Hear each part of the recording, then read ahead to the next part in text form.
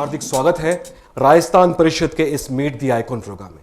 राजस्थान परिषद बेंगलुरु की एक अग्रगण्य सामाजिक संस्था है जो पिछले 45 वर्षों से शिक्षा, चिकित्सा और सामाजिक जुड़ाव के क्षेत्र में महनीय कार्य करती आई है। और उसी सामाजिक जुड़ाव की पहल को आगे ले जाते हुए हम ये कार्यक्रम लेकर आए हैं जिसका नाम है मीट द आइकॉन। जी हां, meet the icon. Meet the icon के तहत हम रूबरू होते हैं उन हस्तियों से, उन महानुभावों से, उन विभूतियों से जिन्होंने अपने जीवन में सफलता हासिल की है, जिनका तेरापन धर्म संघ से ताल्लुक है। इसका कारण क्या है? इसका कारण यह है कि वो उनकी जीवन शैली को जानकर हजारों लाखों जो युवक, हजारों लाखों जो लोग ये प्रोग्राम देख रहे हैं, वो भी अपने जीवन में परिवर्तन ला सकें, वो भी अपनी जीवन शैली को बदल सकें।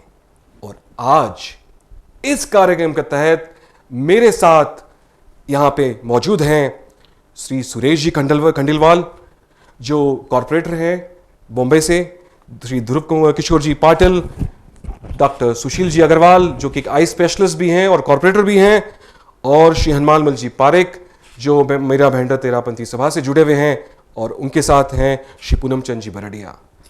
तो आप सभी का हार्दिक हार्दिक अभिनंदन है, हार्दिक हार्दिक स्वागत है। और मेरे साथ इस कार्यक्रम में हैं श्री कमल जी तातेर जो राजस्थान परिषद के अध्यक्ष हैं। तो एक बार जोरदार से तालियां हो जाए इनके लिए।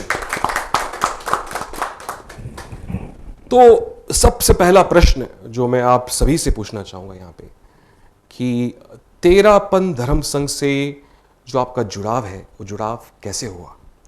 आपसे शुरू करना चाहूंगा सुरेश जी। तेरापन समाज से मेरा जुड़ाव 5 से 6 साल पहले हुआ था। मेरे प्रभाग में ही तेरापंथ एक भवन है जहाँ पे हमेशा बड़े बड़े धर्मगुरु और साध्वी भगवंत का वहाँ पे आगमन हमेशा होता था। और उसी उनके सब कार्यक्रमों में मेरा वहाँ पर आना जाना शुरू हुआ, और वहाँ पर भी हमारा संपर्क फिर हमारे हनुमान जी पारेख और पूर्णचंद जी जो यहाँ पर हमारे साथ में है उनसे हुआ। और धीरे धीरे जब उन सभी प्रोग्रामों में उन साधु भगवंतों के आशीर्वाद और उनके प्रवचनों से जो प्रभावित होने के बाद में धीरे धीरे वो जुड़ाव बढ़ता गया, और उनके प्रवचन सुन के हमारे जीवन में भी कई तरह के परिवर्तन हमने लाए हैं। हम भले जन्म से जैन नहीं हैं, लेकिन उनके प्रवचनों के सुनकर थोड़ा सा हमारे जीवन पर भी इतना ज़्यादा प्रभाव पड़ा कि आज हम पूरे जैन ना होके लेकिन कर्म से जैन बन चुके हैं। क्या बात है, एक बार जोरदार से तालियां हो जाए। तो दर्शकों, जन्म से जैन होना जरूरी नहीं है, अगर हम कर्म से जैन हैं तो एक बहुत बड़ी बात है। तो ध्रुव किशोर जी पाटिल, आप पिछले 25 वर्षों से पार्षद हैं, तो आपका जुड़ाव जैन धर्म से और विशेष तौर पे तेरापन धर्म संघ से कैसे हुआ? सन 2002 में आचार्य महाप्रज्ञ जी हमारे मीरा भाईंदर शहर में आए थे, और उस समय मैं हमारे मीरा भाईंदर म्युनिसिपल कॉर्पोरेशन का लीडर ऑफ द हाउस था। तो उस समय मेरे प्रभाग में एक तेरापंथी रहते थे।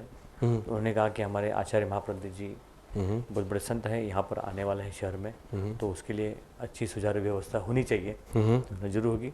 तो उनकी कमेटी से मैं मिला, जैसा सुरेश जी ने कहा, वो तेरापन भवन में गया, उन कमेटी की मीटिंग में मैंने अटेंड की। उन मीटिंग में बाद में जो जो कार्य उनको अपेक्षित थे हमारे कॉर्पोरेशन की ओर से, तो मैंने सारे कार्य कॉर्पोरेशन तरफ से कर दिए, जैसे कि साफ सफाई हो, पानी है, मंडप की व्यवस्था, इसकी व्यवस्था, सारी व्यवस्थाएं जो वहाँ पे जिनको मतलब उनको जो अड़चनें आ रही थी सारी अड़चन दूर कर दी। और जब भी एक दिन पहले हमारे मीरा भाईंदर शहर के जो सीमाएं के पहले महाप्रज्ञ जी का रात को वहाँ पर ये नहीं वहाँ पर वो आए थे, और उसके बाद दूसरे दिन वो मीरा भाईंदर शहर में उनकी प्रवेश होने वाला था। अच्छा। तो एक दिन पहले मैं उनके यहाँ गया, उनका दर्शन लिया, और फिर जब उनके स्वागत के लिए फिर मैं हमारे मेयर उस समय थी उनको लेके गया, और मेयर ने उनका स्वागत किया। अच्छा। जो मीरा भाईंदर शहर की मेयर थी, तो उन्होंने स्वागत किया, और उनके साथ प्रवेश करते करते लगभग 4 किलोमीटर तक हम तेरापन भवन में आए थे। क्या बात है, क्या और फिर उनका प्रवचन सुना, और प्रवचन सुनने के बाद मैं प्रभावित हुआ, और एक ऊर्जा मुझे मिली। अच्छा। और तभी से मैं तेरापन समाज से जुड़ा हूँ। और फिर हर बार जब चातुर्मास होता है वो हमें बुलाते हैं, हम जाते हैं, उनकी जो भी कार्य होते हैं वो करते हैं। उसके बाद एक बार हमारे यहाँ के सांसद थे संजीव जी नाइक, उनके साथ में मैं लाडनू गया था। अच्छा। आचार्य महाप्रज्ञ जी को हम मिले। हाँ। तो वो लाडनू शहर में जो आप लोगों ने जो बनाया हुआ है, जैन विश्व भारती। विश्व भारती जो बनाया हुआ है, तारीफ़ काबिल है। मतलब मैं हर जगह जाता हूँ, हर समाज में जाता हूँ, लेकिन जो बनाया उन्होंने गजब का बनाया। जो शिक्षा आप लोग दे रहे हैं उससे जो बच्चे पढ़ लिख कर बड़े होते हैं और इस हिंदुस्तान का नाम रोशन करते हैं, मतलब तेरापन समाज के साथ साथ हिंदुस्तान का नाम भी रोशन करते हैं, अच्छा कार्य करते हैं। तो उसके बाद फिर हर बार जब भी जहाँ जहाँ चातुर्मास होता है आचार्य महाश्रमण जी का, तो हमारे पूनम जी और हमारे हनुमान जी हमें दर्शन करने के लिए लेके आते हैं।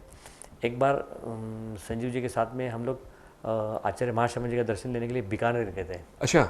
हाँ, तो विहार में थे तभी। हाँ। तो उस समय विहार में हमने दर्शन लिया था, उस समय भी उन्होंने आशीर्वाद दिया था। तो साल में एक बार हम महाश्रमण जी का दर्शन लेते हैं और फिर पूरी साल की ऊर्जा लेकर हम फिर हमारे शहर में लौटते हैं। क्या बात है। और फिर लोगों का काम। एक बार जोरदार से ताली हो जाए इनके लिए। और विशेषता यह है कि आपके तेरापन समाज की एक अनुशासन प्रिय समाज है, अनुशासन प्रिय समाज कि जब भी कुछ मीटिंग होती है, जब भी कुछ प्रोग्राम होता है, एक सिस्टम से प्रोग्राम लगाते हैं, एक सिस्टम से एक टाइम देते हैं, उसी टाइम के कड़ी में वो प्रोग्राम करते हैं। और मैंने पिछले 6-7 साल से जब मैं आचार्य महाश्रमण जी का दर्शन लेता हूँ तो वहाँ पर भी जो मैं सिस्टम देखता हूँ, एक गजब की सिस्टम होती है, अनुशासन होता है। मतलब जैसे कॉर्पोरेट सेक्टर में जैसा बड़ा डायरेक्टर या बड़ा सीईओ होता है, जैसा प्लानिंग होती है, उस तरीका का मुझे यहाँ पर दिखता है।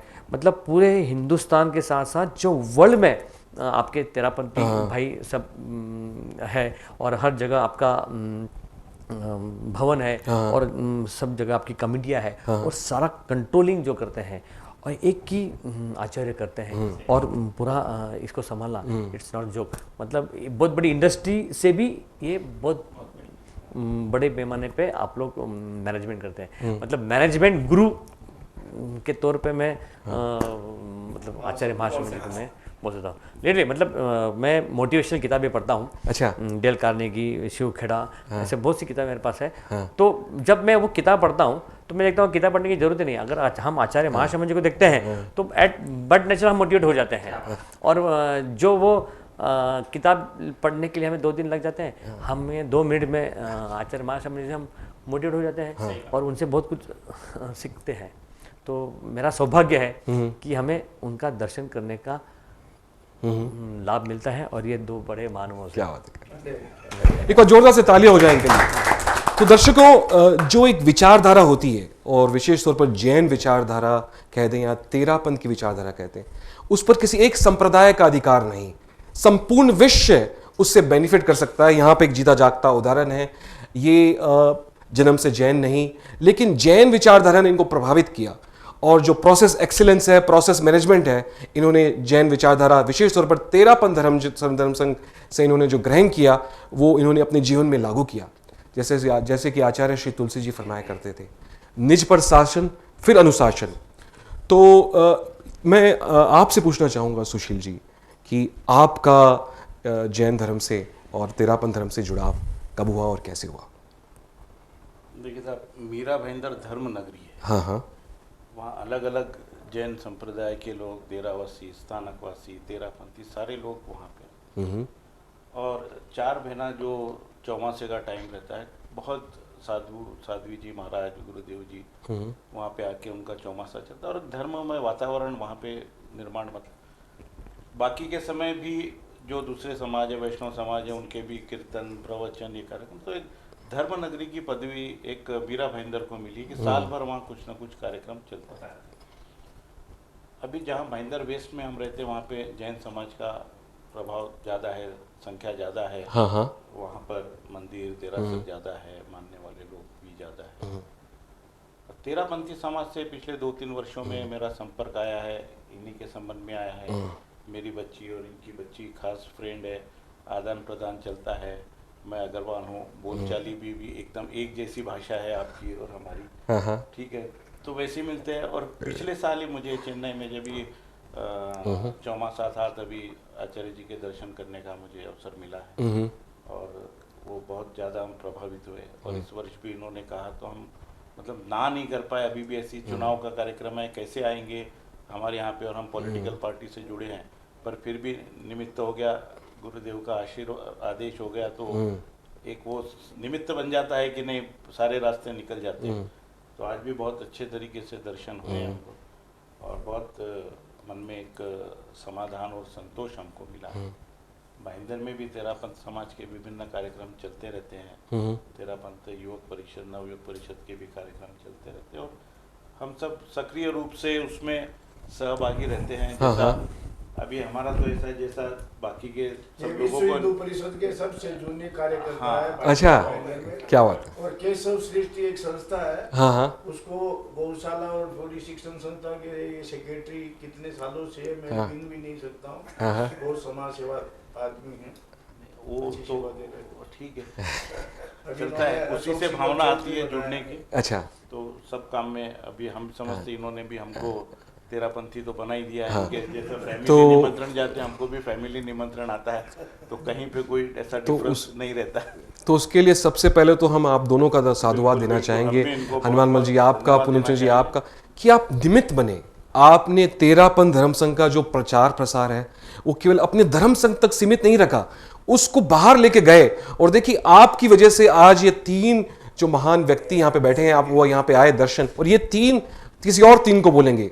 ये जो चेन है, ये चेन की शुरुआत आपने की, तो इसके लिए आप दोनों को बहुत बहुत बहुत साधुवाद। बहुत आज आमदार आज भी आने हमारे वाले आमदार थे। साहब भी आने वाले थे, अच्छा, लेकिन आचार आचार संहिता संहिता आज आचार संहिता लगी, वो नहीं आ सके। इस वजह से कारण तो- वो आ नहीं पाए। बाकी आज आमदार साहब भी आने वाले बहुत बड़े, बहुत उम्दा बात कही आपने। हमारी तो उम्मीद है कि बेंगलोर में गुरुदेव है, उसके पहले पहले चुनाव का रिजल्ट आ जाएगा, उसके पहले लेके आएंगे। हैं। लालबत्ती में लेके आए। क्या बात है, क्या बात है। तो हनुमान मल जी आपसे ये पूछना चाहूँगा कि ये आप निमित्त बने इनको तेरापंथ धर्म संघ से आपने इंट्रोड्यूस किया, तो क्या अनुभव रहा, कैसे आप ये निमित्त बने और क्या अनुभव रहा? देखिए साहब, ऐसा है कि पहले मेरा भी बहुत कम लगाव था। अच्छा। मैं आपको जो सही है घटना है उससे जाता हूँ।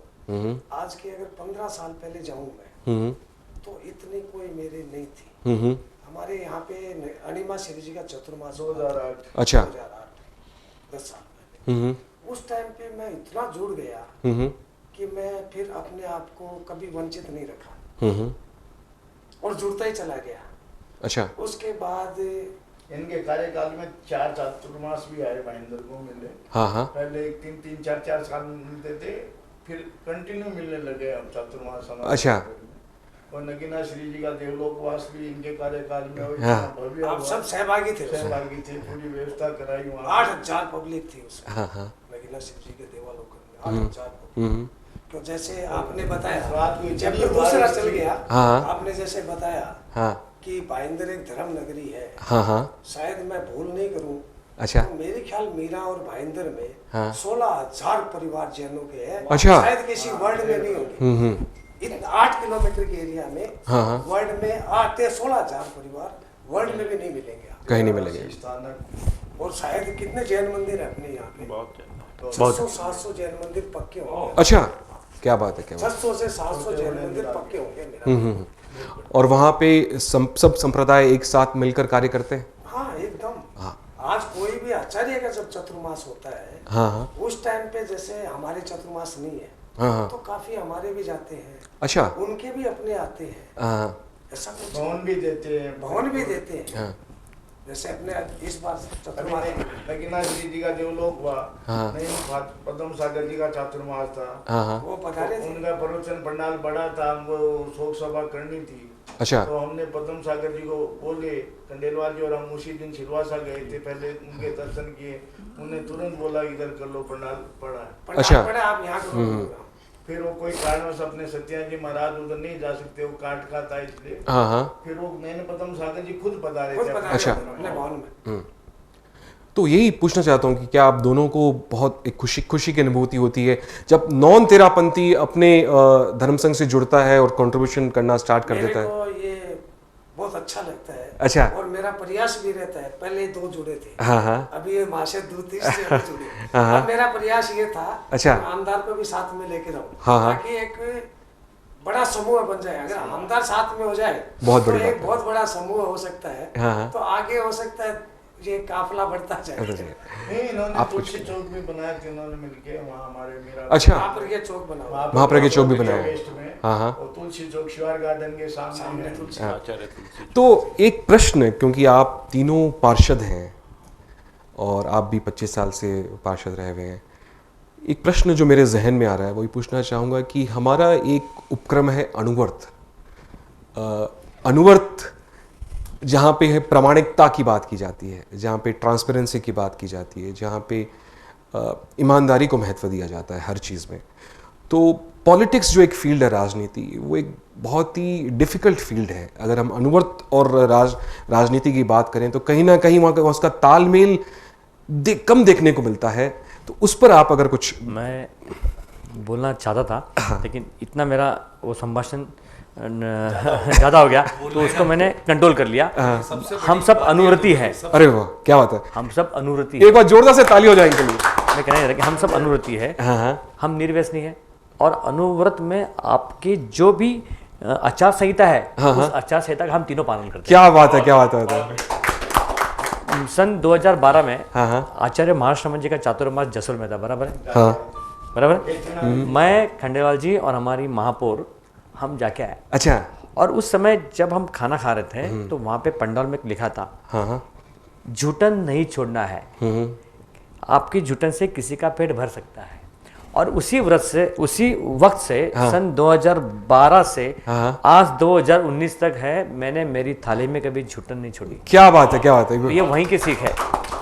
और अनुव्रत का जो आपका प्रति माह जो किताब निकलती है वो किताब हम सबके घर पे आती है। अच्छा, और वो मैं पढ़ता हूँ और पढ़ने के बाद हम अनुभूति करते हैं। और मैंने उनके जो संस्थापक हैं उनको व्हाट्सएप भी किया कि आपके अनुव्रत आंदोलन से, आपके किताब से हमें एक अलग प्रेरणा मिलती है और हमारे जीवन जीने का तरीका जो है वो बदल गया है। बहुत बड़ी बात। मैं एक महाराष्ट्रीयन हूँ लेकिन फिर भी मेरा जो परिसर है वो टोटल नॉन गुजराती है, सॉरी नॉन महाराष्ट्रीयन है। उसमें मारवाड़, राजस्थान के, गुजरात के काफ़ी सारे लोग हैं। महाराष्ट्री हार्डली 2% या 3% है, फिर भी वो हमें वोट देके जिताते हैं।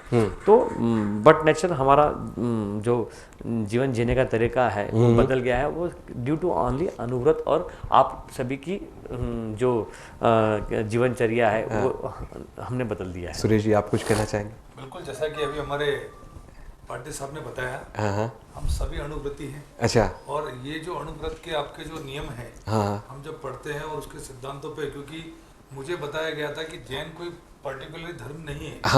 जैन मतलब क्या, पांचों इंद्रियों पे जिसका कंट्रोल वो जैन। जैसे अभी आपने कहा पहले खुद पे शासन, उसके बाद अनुशासन। तो हमने सबसे पहले जो शुरुआत की, हम में से कोई भी किसी भी तरह के व्यसन में बहुत दूर दूर तक है और हम इन सब चीजों का ज्ञान, क्योंकि हम जिस समाज सेवा के क्षेत्र में हैं, हम सब लोगों को भी इसके सब दुष्परिणाम के बारे में उनको अवगत कराते रहते हैं। और आपके तेरापंथ वहाँ पे सिर्फ व्यसन मुक्ति के लिए कई तरह के आयोजन आपके तेरापंथ युवक के सब जो युवक करते हैं, उनको हम हर लोगों तक पहुँचाने के लिए हर संभव उनको मदद भी करते हैं। और हमारी तरफ से जितना हो सकता है ये अनुव्रति ज्ञान को लोगों तक पहुँचाने का हम आप सब लोगों के सहयोग से प्रयास भी करते हैं। क्योंकि ये सारी जो चीजें हैं, इसका हर व्यक्ति की जिंदगी में बहुत बड़ा परिणाम पड़ता है। ये देखिए, मैंने कहा ना कि जैन, हम कोई भी जैन नहीं है, लेकिन हम जैन धर्म से प्रभावित होने का सबसे बड़ा कारण ये है कि जैन धर्म हमें इतनी सारी ज्ञान की बातें और ये जो प्रवचनों के माध्यम से, अब जैसे हम यहाँ पर भी आज आए हैं, तो मैं जितने भी बोर्ड जो लगे हुए हैं सब पर कुछ ना कुछ ज्ञान की उपदेश की बातें लिखी है और उसमें सब में सच्चाई है। मैं एक बात अभी पढ़ रहा था, मैं वहाँ पे गया था तभी, उसमें लिखा था कि जो शांत वो संत। मतलब कितनी अच्छी बात उसमें लिखी थी कि संत वही हो सकता है जो शांत रहेगा। और हम सबको इतने शांत ही बनना है। अभी हम महाराज साहब से भी मिले थे, उन्होंने भी हमको कई ज्ञान की बातें बताई। उन्होंने बताया कि आप जिस क्षेत्र में हैं, आपको उस क्षेत्र के अंदर आपको शांत रहना जरूरी है, आपको ध्यान आपके अंदर होना जरूरी है। इसके लिए उन्होंने हमें सांस को रोकने की इतनी अच्छी जो है ना, उन्होंने विधि बताई किस तरह से। सुमति प्रज्ञा जी महाराज साहब ने जो है ना, हमको इतनी अच्छी तरह से उन्होंने 5 मिनट 7 मिनट हमको बिठा के अलग से हमको इतनी अच्छी ज्ञान की बात बताई कि हम ये सोचते हैं कि हम जब इस तरह के आशीर्वाद लेने जब गुरु भगवंतों के आते हैं ना, हाँ। तो कुछ ना कुछ ज्ञान लेके जाते हैं, जैसे हमारे पाटिल साहब ने बताया। हाँ। और वही ज्ञान हमें पूरे साल भर एनर्जी देता है, ऊर्जा देता है, हाँ। और काम करने की प्रेरणा और शक्ति देता है। क्या बात है, क्या बात है। सुशील जी। देखिए, अभी साधु भगवान के मुंह से निकली हुई हर वाणी हाँ हाँ। उसको अमृत बनकर पीना होता है। हम्म। अभी प्रवचन होते हैं, हम्म। भी ठीक है, उसके अंदर से अगर 10% भी अगर हम अपने जीवन में आत्मसात कर ले, हाँ हाँ। तो मैंने हर इंसान धन्य हो जाएगा उसका जीवन। सही बात है। कहीं जाते हैं तो कुछ ना कुछ तो मिल ही जाता है। हाँ हाँ। झोली खुली है, खजाना खुला है, जितना लूट सके आप लूट लो। सही है। तो यही विचार और प्रेरणा के साथ में हम आते हैं, और निश्चय ही यहाँ के कुछ ना कुछ तो बदलाव हमारे जीवन में होता ही है, पाते हैं। ये भी है, और भी कुछ भी अगर हम ऐसा काम करते हैं तो उसकी प्रेरणा लेके हमको पूरे साल भर ऊर्जा मिलती रहती है। यही हमारा टॉनिक है। इसी के भरोसे पे आगे भी जो भी समाज सेवा के अन्य कार्य हमारे चलते रहते हैं, और बहुत अच्छा लगता है। बहुत बढ़िया। एक बार जोरदार से तालियां हो जाएंगी। अब जाते जाते एक प्रश्न और पूछना चाहूँगा आप तीनों से कि आजकल आज की जो युवा पीढ़ी है उसका झुकाव राजनीति की ओर कम है। जो राजनीति के बारे में परसेप्शन है, जो धारणाएं हैं, वो धारणाएं सकारात्मक, कई हद तक सकारात्मक नहीं है। तो ये तमाम जो युवा पीढ़ी आज ये आपका प्रोग्राम देख रही है, मैं बता दूं कि आपका ये प्रोग्राम पूरे वर्ल्ड में टेलीकास्ट होने वाला है यूट्यूब के माध्यम से।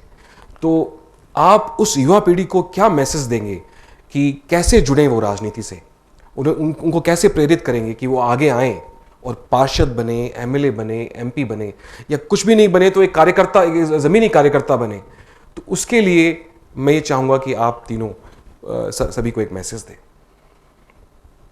मैं सभी युवा पीढ़ी को ये आह्वान करना चाहूँगा कि ये जो सभी के मन में जो धारणा है कि राजनीति का क्षेत्र ये भ्रष्टाचार और अन्य चीज़ों से भरा हुआ है, ये जो मैसेज जो पहले हुआ करता था, आज इसमें बहुत सा बदलाव आ चुका है।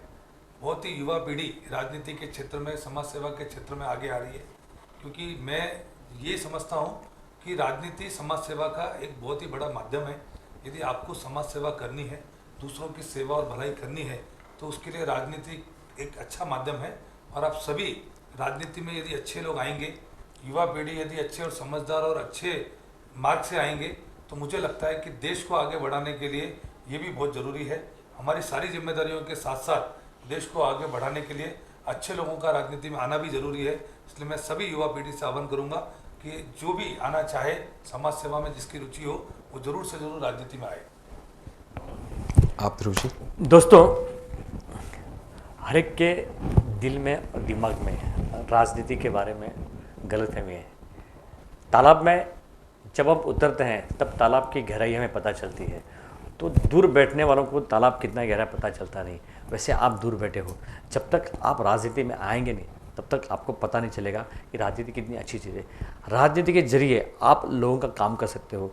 राजनीति के जरिए में आप अपने शहर का, आपके गांव का, अपने हिंदुस्तान का, आपके राज्य का डेवलपमेंट कर सकते हो। वो हमने मीरा भाईंदर में करके बताया।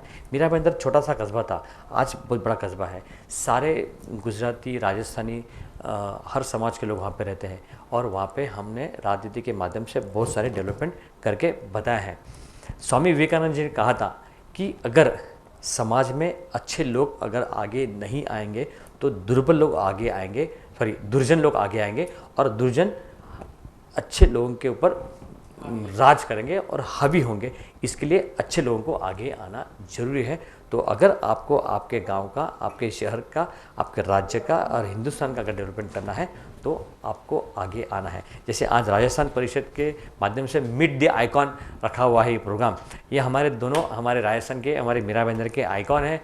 ये हमारे डॉक्टर सुशील जी अग्रवाल है, जो आँखों के स्पेशलिस्ट है। उन्होंने अपने हाथों से काफ़ी लोगों के आँखों का इलाज किया, और जो गरीब वर्ग के लोग हैं उनको फ्री ऑफ चार्ज स्टेटमेंट देकर उनका ऑपरेशन किया। तो है ना, उन्होंने कर दिया।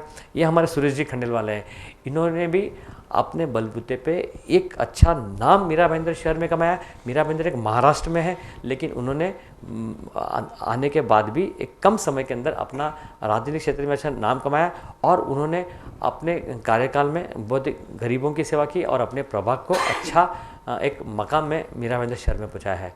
तो मैं आप सबसे गुजारिश करूंगा दोस्तों, आपको राजनीति में आना है और अपने शहर का उद्धार करना है। क्या बात। धन्यवाद। आप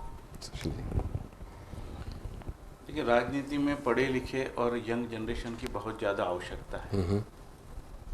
पहले के ज़माने में पढ़ाई लिखाई की कहाँ महत्व कम, तो देखा जाता है कि जो बहुत ज़्यादा सीनियर पॉलिटिशियन जो होते थे, पढ़ाई लिखाई कम रहती थी। आज नया ज़माने में पढ़ाई लिखाई बहुत ज़्यादा है। अपने प्रोफेशन के साथ, अपने बिजनेस के साथ भी आप राजनीति कर सकते हो। पिछले 9 साल से मैं राजनीति में, 8 साल तो हुए। बिजनेस अपनी जगह है, चलता है। थोड़ा बहुत टाइम मैनेजमेंट करना होता है। हमारी नई जनरेशन है, 9 to 5 जॉब, आके घर पे सो जाएंगे, संडे छुट्टी का दिन है, वीकेंड। तो सिर्फ कमेंट्स करना और कमियां निकालना, उसको नहीं, उसके बजाय सुझाव देना, हम कैसे सुधारना कर सकते हैं। देखिए, 2 अलग अलग पहलू है। कमियां तो कोई भी निकाल सकते हैं, कोई भी काम करता है तो बेनिफिट ऑफ सोसाइटी करता है, पर वो अपने तरीके से करता है। अब उसकी जितनी लिमिटेशन है वो हिसाब से करता है, जितनी उसकी समझ है वो हिसाब से। नए लोग जुड़ेंगे, नई आइडियाज़ लेके आएंगे तो और ज़्यादा अच्छी तरह से समाज का विकास होगा, देश का विकास होगा। तो इसके लिए प्रैक्टिकली, प्रत्यक्ष रूप में राजनीति में आना बहुत ज़रूरी है। जब तक आप राजनीति में नहीं आओगे, तब तक जो भी कमियां जो हम लोग गिनाते हैं राजनीति के बारे में, राजनीतिज्ञों के बारे में, उनके मन में जो धारणा, वो दूर कैसे होगी। सही। जब आप अंदर आके देखोगे तो समझ में आएगा कि ये क्या चीज़ है। और बिल्कुल हर व्यक्ति ने, इंसान ने आना चाहिए, पढ़े लिखे लोगों ने आना चाहिए, तो ही इसके अंदर की जो दुर्भावना है, जो लोग समझते हैं कि ये गंदगी है, लोग समझते हैं कि ये ऐसा, तो ठीक है, वो आएंगे तो अपने आप वो भावनाएं दूर होती जाएगी, तो सफाई भी होती जाएगी। तो बिल्कुल सब ने, यंग जनरेशन ने तो बिल्कुल आना ही चाहिए और अपने विचारों के साथ में आना चाहिए। बहुत ही बड़ी बात कही इन्होंने। एक बार जोरदार से तालियां हो जाए इन तीनों के लिए। तो दोस्तों, समाज और राजनीति का जो बंधन होता है वो अटूट बंधन होता है। दोनों एक दूसरे के पूरक होते हैं। और जो इन 3 महानुभावों ने आज ये अपील की है इस कार्यक्रम से कि युवा भी राजनीति से जुड़ें, बाहर से केवल ना देखें। प्रॉब्लम गिनाना एक बात है, लेकिन प्रॉब्लम को सॉल्व करना एक बहुत बड़ी बात है। तो ये जो हमने एक छोटी सी सोच जो शुरू की थी मीट द आइकॉन प्रोग्राम की, जिसकी परिकल्पना हमारे प्रोजेक्ट चेयरमैन श्री सुनील जी दुगड़ ने की, और आज हम इस मुकाम पर हैं कि राजनीति के 3 दिग्गज मुंबई से, मीरा भाईंदर से आज हमारे कार्यक्रम में हमारे साथ शरीक हुए, हमें अपने विचारों से अवगत कराया, और हम ये बहुत ही प्रसन्नता महसूस कर रहे हैं आप तीनों से रूबरू होकर। आज जो भी ये दर्शकगण ये कार्यक्रम देख रहे हैं, उन पर जरूर आपका प्रभाव पड़ा होगा कि सबसे पहले जीवन में जैन विचारधारा को अपनाओ। और ये जैन विचारधारा जो है, विचारधारा हमें क्या सिखाता है? सम्यक दृष्टि सिखाता है। और दूसरी बात जो इन्होंने सिखाई कि राजनीति से जुड़ो, राजनीति से जुड़कर अपनी लोकेलिटी का, अपने सोसाइटी का, अपने समाज का, अपने देश का विकास कर सकते हैं। तो मैं आप तीनों का राजस्थान परिषद की ओर से, और आप दोनों का भी, आप निमित्त बने, तहे दिल से शुक्रिया अदा करता हूं। आपका सुरेश जी, ध्रुव जी आपका, सुशील जी आपका, हनुमान जी आपका, पूनमचंद जी आपका, बहुत बहुत बहुत राजस्थान परिषद की ओर से धन्यवाद ज्ञापन। शुक्रिया।